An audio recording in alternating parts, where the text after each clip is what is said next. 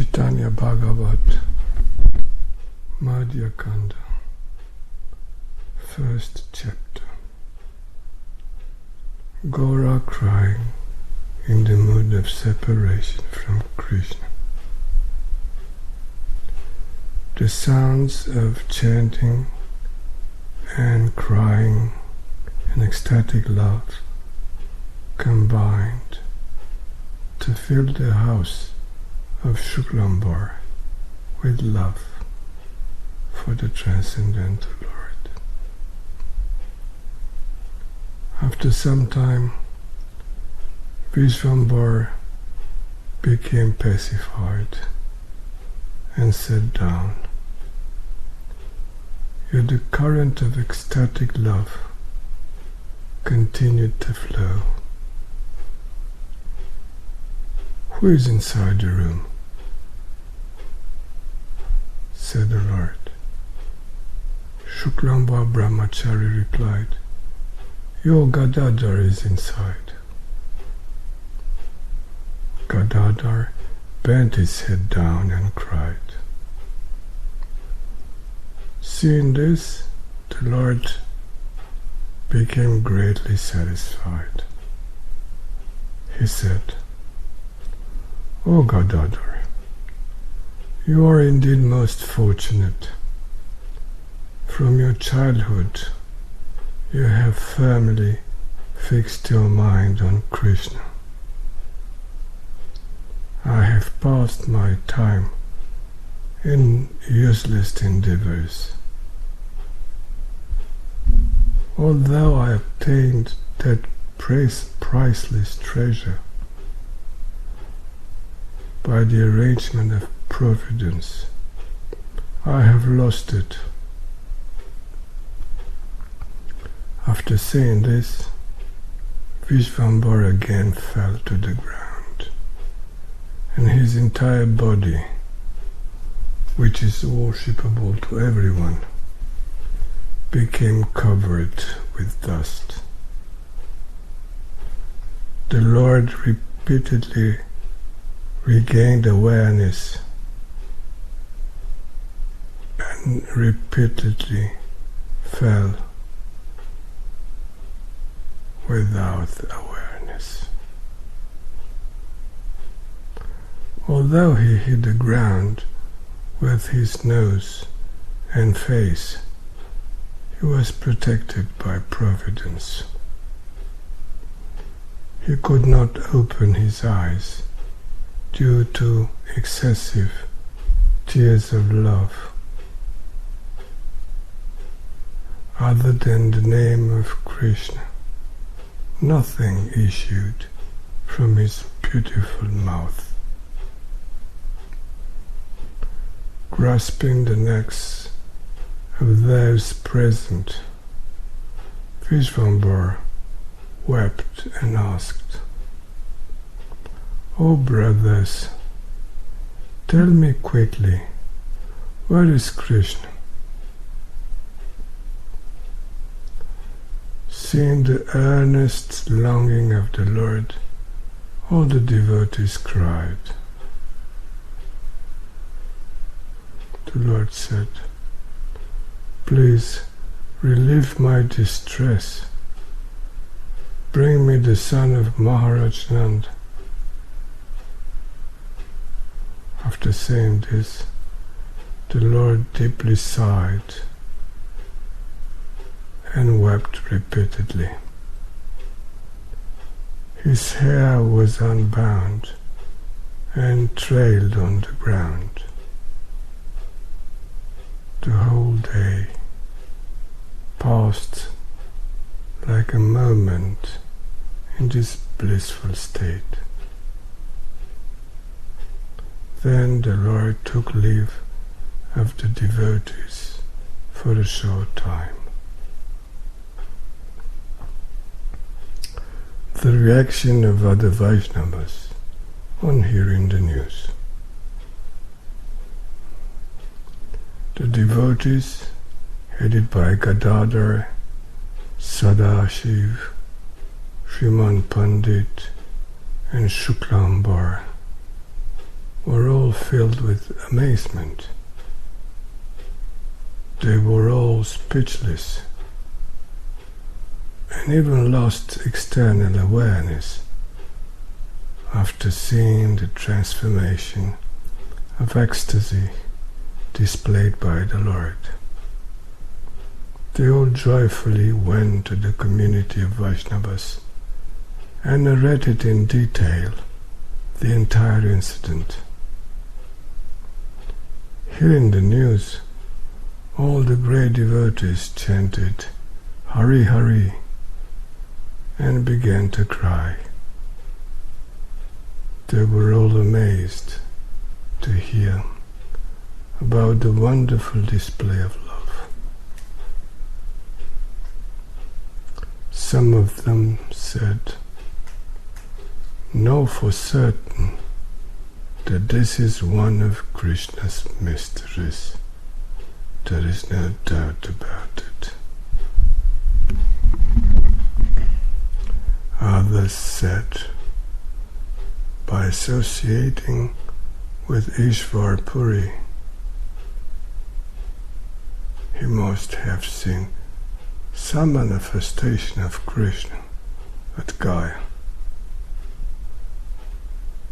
In this way, all the devotees happily discussed various topics among themselves.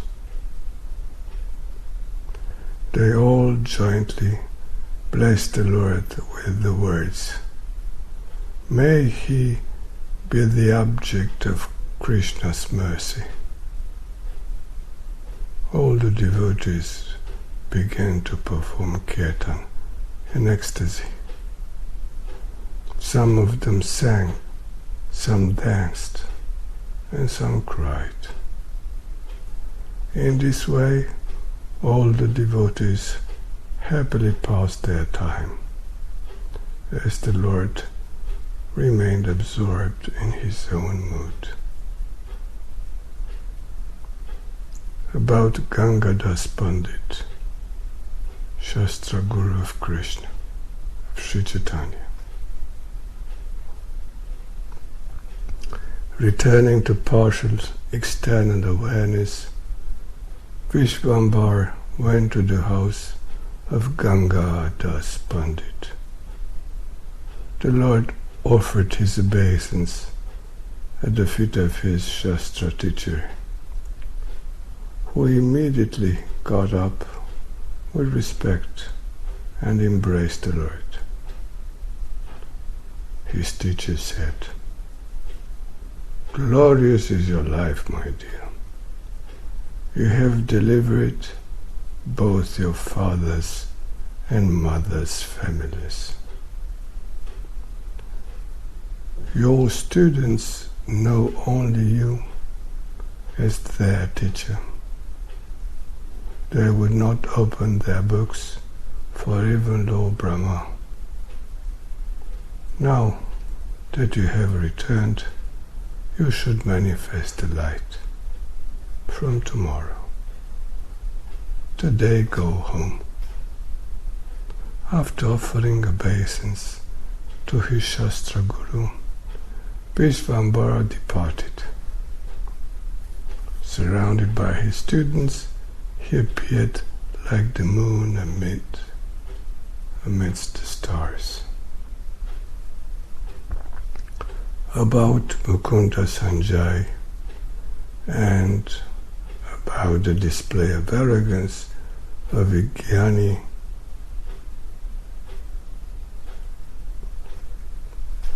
transformed into the renounced mood of a Vaishnava. The Lord then went to the house of Mukunda Sanjay, where he sat down within the Chandi Mandap. Accompanied by his relatives, the most pious Mukunda Sanjay experienced unlimited happiness. The Lord embraced Purushottam Sanjay and drenched his body with tears.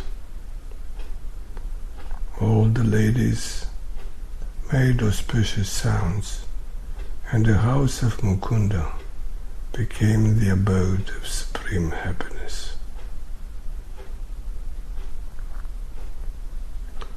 After glancing mercifully on everyone, Mahaprabhu returned to his house.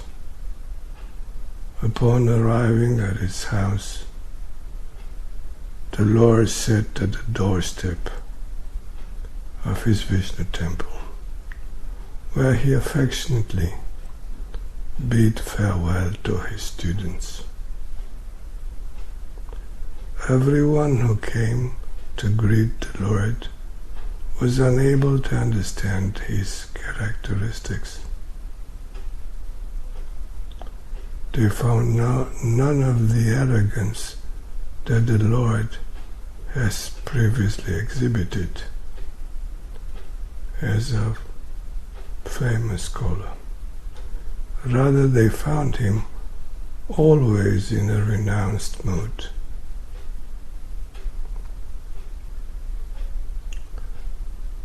About Mother Sachi, who cannot understand her son. Mother Sachi was unable to understand anything of her son's behavior. She simply worshipped the Ganges and Lord Vishnu for her son's welfare.